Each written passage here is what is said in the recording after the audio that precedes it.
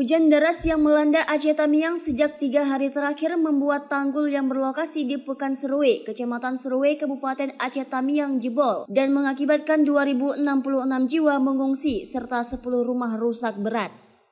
Tanggul di Desa Muka Seikuruk, Pekan Serue tersebut jebol selebar 30 meter diterjang arus deras pada Minggu 13 Oktober sekitar pukul 13.00 waktu Indonesia bagian Barat, sehingga menyebabkan air sungai merendam pemukiman dengan ketinggian mencapai 2 meter serta merusak sejumlah rumah warga.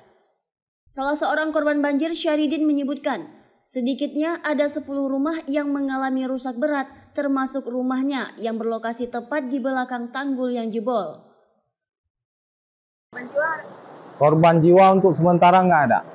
Belum ada. Bukan rumahnya. Rumah hancur, rumah aja, barang-barang semua habis semua.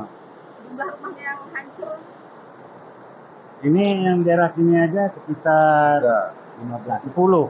Nah, itulah lebih kurang ya, yang daerah sini aja. Tapi kalau yang di sana hanya sekedar tenggelam aja ya. Barang-barangnya nggak habis. Kalau ini semua habis.